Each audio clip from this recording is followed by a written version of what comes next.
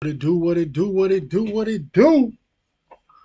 Found this little video on YouTube I want to do a reaction to. Why the GOAT debate needs to end now, because I sure think it does. So let me see what they talking about. So as you guys know, I occasionally like to put out some general NBA content, even though this is a Bulls channel since I'm a diehard Bulls fan. But with it being the offseason for the Bulls, I want to keep putting out content that is relevant. And obviously, I also like talking about what else is going on in the NBA. However, in this one, I will still tie this back to the Bulls because it pertains to Michael Jordan and why the debate for who is the greatest of all time needs to end now. So what's going on, everyone? You are listening to Bull Central here. Hope you're all doing well. Guys, I was planning on uploading my mailbag video today, and I've actually already got it all prepared and put together and ready to go, but with the Lakers losing to the Suns last night and getting eliminated from the playoffs in the first round, I really wanted to discuss this as it was top of my mind, and I'll likely put out my mailbag video either later today or tomorrow. But in any event, I'm sure most of you saw that the LA Lakers, the defending champs, were eliminated from the postseason on their home court in Game 6. And although they did make a bit of a run in the second half to make the game somewhat respectable, they really weren't in this game from the get-go. The Suns took a massive lead to start the game, and the Lakers were never really able to get back into it. Now, of course, Anthony Davis, their star big man, did not play in Game 5 due to injury and tried to come back in last night's game in an elimination game, but quickly re-injured himself in the first 5 minutes of play. Now, there's a debate on whether or not Anthony Davis should have been playing since he clearly did not look like himself from the jump, but we'll have to save that for another time. But what I wanted to discuss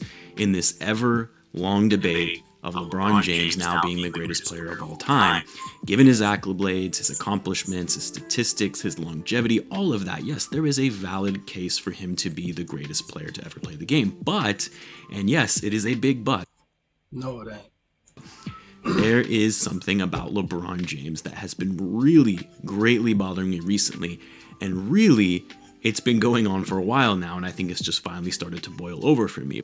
But it's been bothering me to a point where I can no longer consider this GOAT debate to even be had anymore, among other things which I'll get into in a little bit. And that's because the excuses at which LeBron plays with and uses whenever he does not succeed. And guys, I do want to add, I am a LeBron James fan. I know it may surprise you to hear that, and it's probably not going to come across that way when I conclude this video, but as a Bulls fan, and I know Bulls fans can't stand the guy, but I've said this before, I have great respect for LeBron James and his game. He is one of the most talented players to ever play the game of basketball. His longevity is unmatched. I mean, the fact that he's still playing at a superstar level, being in his 17th season in the league with the mileage he has on his belt, is absolutely incredible. And of course, LeBron, unlike some other stars in the league, he makes his teammates better. So for any LeBron fans who happen to stumble upon this video and immediately give it a dislike and label me a LeBron hater, I am actually a fan of LeBron. It's hard not to when you are a fan of the game of basketball. But here is what I take issue with, and it kind of culminated in last night's game. LeBron, as great as he is, when he comes up short, whether it be in the playoffs, the finals, or hell, even a regular season game, he rarely takes the blame. More often than not, there is always another factor at play in why he didn't succeed. Whether it's blaming his teammates, whether it's him not being 100% healthy, whether it's complaining about the refs, which my God, how many times is he going to whine to the refs whenever a foul doesn't get called in his way? And when things don't go his way, he gets frustrated and he stops competing. Last night is an example. Facts. He straight he just quit. Start moping up the court. Ain't goatish. Not goatish at all. There was a point in the fourth quarter where he thought he was fouled and driving to the basket. It wasn't called, and he sat there arguing with the ref and didn't even make it to the other side of the court, continuing to argue with the refs, and the Suns scored on the other end. LeBron, of course, walked off the court early in last night's loss, which is not a good look and not a really showing a sign of class for him. And guys, above all, the reason for losing the series, no Anthony Davis. Well, LeBron, I hate to break it to you, but if you want to be considered the greatest of all time, these are the moments in which you show up. These are the moments where you lead your team to victory despite not. Now, when I say that, I'm a hater. I'm just happy that somebody else see it how I see it. It's about what you do when everything ain't perfect for you. Having your number two. These are the moments where you're not looking for excuses, the moments where you're not complaining to the refs and just playing the game of basketball at the highest level possible, having that killer instinct and obsession with winning no matter the circumstance. That's the difference between LeBron James and Michael Jordan. MJ never looked for excuses. And Kobe. Put Kobe in there too. Kobe got that too. Boom, put Kobe in there. MJ never blamed the officiating. MJ never blamed his teammates. He never really had all those theatrics of flopping and flailing on the court, or the nonsense heroics of claiming he was seeing 3 rims out there after getting poked in the eye, but was battling through to try to win the game. No, MJ was the ultimate competitor. He had that killer instinct. And if he didn't, he didn't need excuses for his play, and he took the blame when he wasn't able to succeed. And of course, Michael Jordan never had these ridiculous theatrics that I feel like we see from LeBron now more than ever, which I'll get into in a little bit. And guys, I don't want, me saying this to take away from all the great things that LeBron has been able to achieve, because in my eyes, he clearly is the second greatest player to ever play the game. And that title that he had and he won in 2016 with the Cavs against the 73-9 Warriors was an incredible feat. LeBron has 4 titles to his name, and of course, when you look at the majority of his numbers, they are unmatched compared to most players in the history of the NBA. But guys, when people are talking about LeBron being the greatest player of all time, how can you compare him to MJ, who closed out his career, well, with the exception of that stint that he had with the Wizards, but a guy who closed out his career in the last 6 seasons of his time in the Bulls, all going to the finals and winning all of them?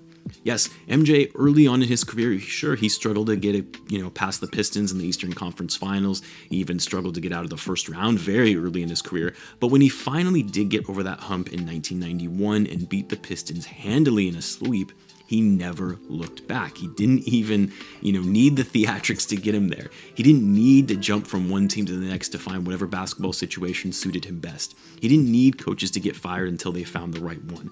He was locked in for every game because he wanted to win, and he wanted it more than anyone else on the court. And you just don't see that from LeBron all the time. Look, LeBron as an all-around player is probably better than Michael Jordan talent-wise. He's a more skilled passer, rebounder, shot blocker. He's obviously bigger, and of course his physique and strength in getting to the hoop, powering through the lane like a freight train, makes him an absolute freak of nature. But what separates him from Michael Jordan is he doesn't have that killer instinct all of the time. I'm not saying LeBron doesn't have the killer instinct ever, but he doesn't possess it in the way that MJ did every single game, especially in the postseason. You didn't see MJ flopping or flailing, looking to get a call to get bailed out the easy way. No, he played hard-nosed basketball and never looked for an easy way out. And guys, I don't know what has been going on with LeBron and all of his flopping. I know it's been something he's been doing for a good portion of his career, but lately it has just been getting out of control. Because his stats is based on getting to the rim and getting calls. If he can't explode like he used to, so he be needing that whistle. That's why.